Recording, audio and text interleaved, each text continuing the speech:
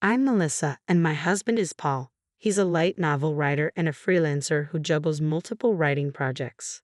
I assist him as a secretary in his home office. On a typical day, I was deep into work alongside Paul.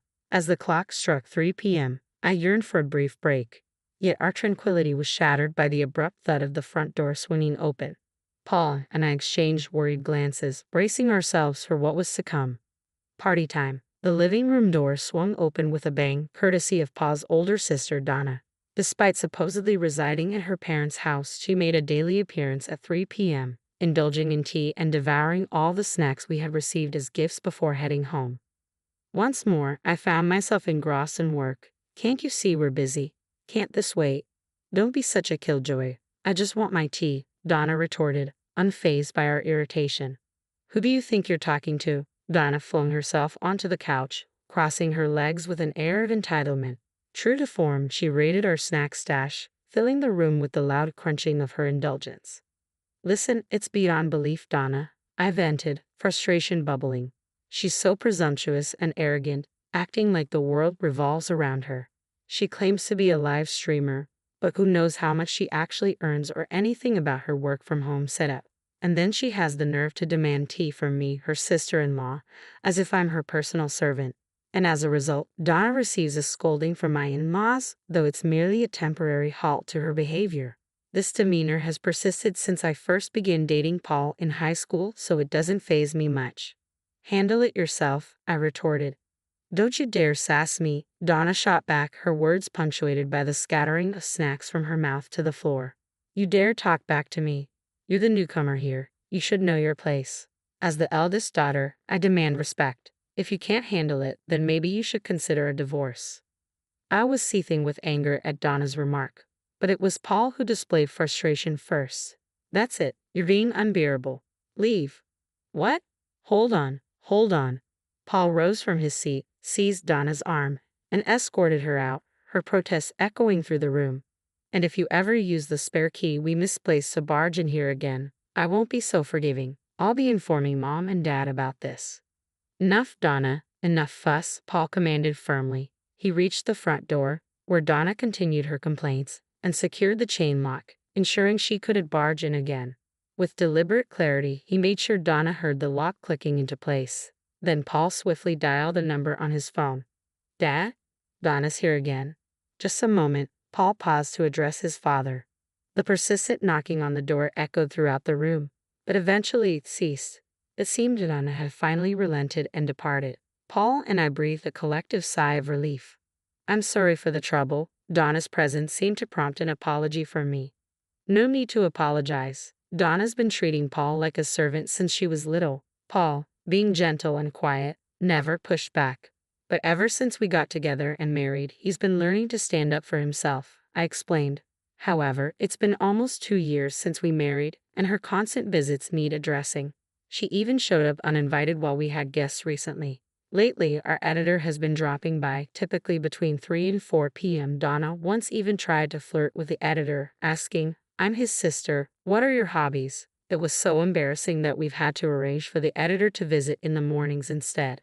Paul prefers to focus on work in the mornings, you see. I heard from your mother-in-law that Donna feels uncomfortable at home. Maybe she's like a hermit there, and her frustration might be directed at us due to her parents nagging. I'm sorry. I should be better at keeping her at a distance. Don't stress about it, I reassured my partner. By the way, don't forget, we're heading to your parents' place to discuss restaurant options for their 60th birthday celebration. We could bring up Donna's situation then, I suggested. Great idea. It's high time we addressed it. I spoke to Dad earlier, and he wasn't aware Donna had taken the spare key. But they do change its hiding spot regularly, don't they? My partner responded. Yeah, Dad recently stashed it in his wallet, which caused a bit of a hiccup, I confirmed. What's the matter? I inquired. It appears that some money went missing along with the key, my partner responded solemnly. What?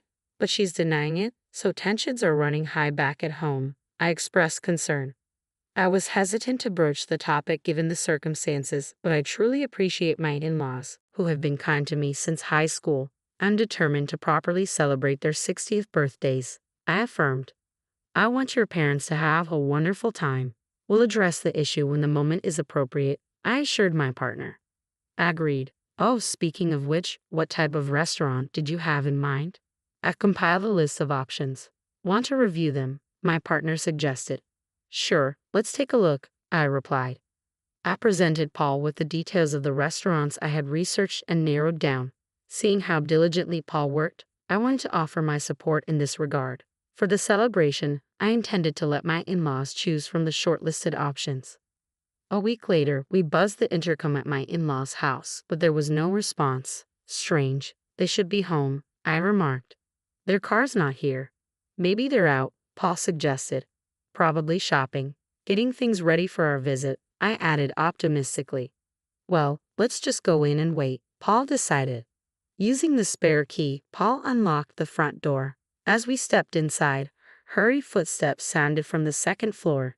Descending with a noisy clatter was Donna. Couldn't you have answered the intercom if you knew we were coming? I scolded. I'm busy, Donna snapped back. Hello, sister-in-law, Donna greeted me curtly, as usual. But her hurried descent hinted at another reason for her sudden appearance. Did you two prepare for Mom and Dad's 60th birthday celebration? Donna inquired. Yes, we did. Why do you ask? I responded. Where is it? Show me, Donna demanded. Ha! But you said you were coming, sis, I reminded her. I changed my mind. Just show it to me, Donna insisted. Here it is, Paul replied, revealing the setup. Originally, Donna had planned to skip the celebration altogether. Do we really need to celebrate that? She had remarked. But the true reason behind her reluctance was something unexpected from a daughter. Yet for some unknown reason, she decided to join. Oh, look at the esteemed writer, huh? You must be swimming in success. This fancy restaurant you've chosen, quite the high roller move, Donna remarked, eyeing the information she snatched from Paul with a snide chuckle. Why do you have to say things that irritate me? Paul snapped back. Why not? You must be raking it in, right? Though I'm making multiples of that, just so you know, she continued, her words always aimed at belittling Paul. If she truly earned multiples of his income, she'd easily clear 6 figures annually. However, there's no evidence to support this claim. Also, it was Melissa who selected the restaurant. Okay, can you please stop being so rude? Donna's intense stare made me uneasy. I instinctively retreated, asking, what's on your mind? But Donna proceeded to utter something utterly outrageous. Ah, there it is, Paul. You're finally witnessing this woman's true nature, aren't you? What? Oh, never mind. I'm excited for the celebration. Catch you later. Paul brushed off the comment. Donna then forcefully ushered both of us out the door. Strangely, she held onto the document, continuing her disruptive behavior yet again. Well, no big deal. We can print out the restaurant details whenever we need to, and then we can show my in-laws the photos to confirm, I reassured Paul.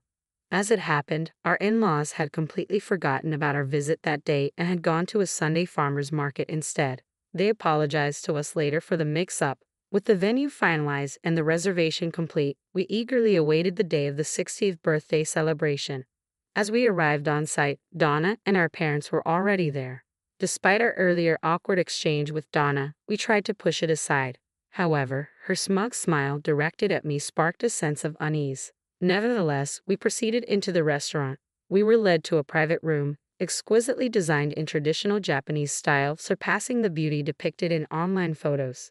Just as my in-laws began to admire the room with smiles on their faces, Donna interjected from behind us, her grin mischievous.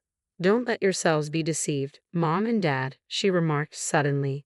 Suddenly, Donna pointed a finger at me and shouted, You're after our family's wealth, aren't you?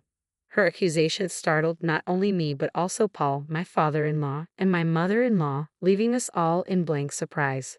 Wealth? What? I stammered, utterly confused by the sudden accusation. What nonsense. We're just an ordinary middle-class family, Paul angrily interjected, but Donna's theatrics were far from over. As the eldest daughter, I'm set to inherit this house. You're planning to target my parents too, aren't you? I won't be fooled, Donna continued, her tone accusatory. I really don't understand what you're talking about. Why would you think I'd do such a thing? I attempted to reason, but Donna seemed unwilling to engage in dialogue. I've seen right through you from the start. You're a dangerous woman. Getting close to Paul, and now this, Donna accused. That's absurd. Paul and I have been together since high school. If wealth was my goal, I would have chosen differently, I defended, incredulous. Donna merely snickered at Paul's disbelief and continued her tirade. A woman not after money would have picked a more modest restaurant. But look at this lineup. All expensive places, she boasted. Donna thrust some documents she had taken from Paul a few days ago into our hands. What's the point? I asked. Don't you see? This woman believes she can manipulate your wealth however she pleases. Simple-minded men, Donna jeered, bursting into laughter, oblivious to our growing realization of the situation's hopelessness. I won't hand over the family's wealth. Paul, do you see now? This woman's true colors, Donna declared, urging Paul to understand. Having her as family is a nuisance. You two should divorce. Paul, this is an order from your elder sister for the peace and security of our home. You need to divorce her and leave. Stay away from my parents, Donna yelled, advancing towards me aggressively. That's when Paul intervened, stepping between Donna and me. What on earth are you saying? Apologize to Melissa right now. Wait a moment, Dad, Paul interjected. What's this about money? Absurd. Melissa has been helping us organize our 60th birthday celebration, and you should be doing the same. Instead, you're creating unnecessary drama, Paul's father interjected. No, Dad, take a look at this, Donna insisted, flustered as she hurriedly handed the documents to her father. My father-in-law perused the documents. If you look closely, you'll understand. She's chosen outrageously expensive venues. She's draining the wealth of a middle-class family like ours, and all the expenses are falling on you and Mom, right? Am I mistaken? He concluded with a heavy sigh. Paul and I, along with my mother-in-law, were left speechless. Oh, what? Paul's confusion was evident. She's claiming we're footing the bill for the 60th birthday celebration, I clarified. Huh? Donna's eyes widened in surprise. Well, it would be rather odd for the honoree to foot the bill, she reasoned. Wait a moment, so you're insinuating Melissa is still spending Paul's money recklessly? See, I knew it all along, Donna accused. What nonsense is this? Melissa works alongside me and you know my salary supports us both. There's no reason for concern, Paul countered. But, Donna faltered. And what's your take on this, Mom? Donna turned to her mother, hoping for support. My mother-in-law stood there, silently, her head bowed. Exactly, Mom, you understand, right? Donna appealed. Listen, each of these venues holds cherished memories for your father and me, my mother-in-law explained. Donna was stunned. Melissa specifically consulted us about it. She wanted to incorporate our memories into the celebration and choose a menu based on them, my mother-in-law continued. No way, your disrespectful accusations are truly shameful. My mother-in-law's voice quivered with emotion. Tana was finally realizing her misconceptions, but it was too late to amend her errors, a realization that would soon become painfully clear. You've caused enough trouble. You're not welcome here anymore. Go home, Paul's father declared.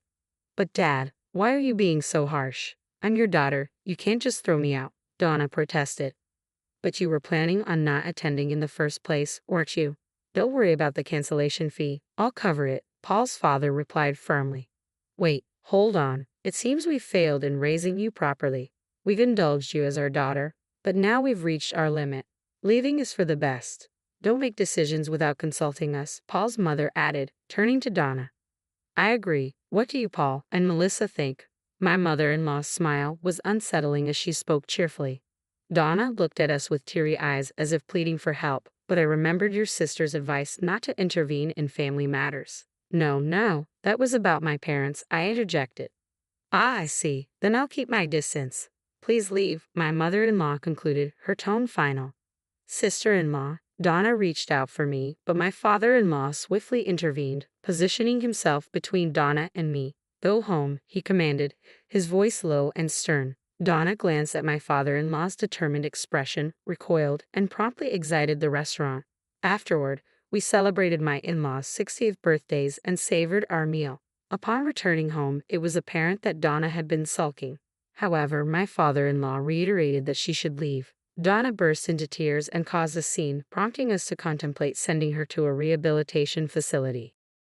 I'm not sick, she spat out before disappearing. Rumors circulated that she found a job at a dormitory, but she struggled to maintain it, frequently changing jobs and addresses. Meanwhile, we remained dedicated to our daily grind.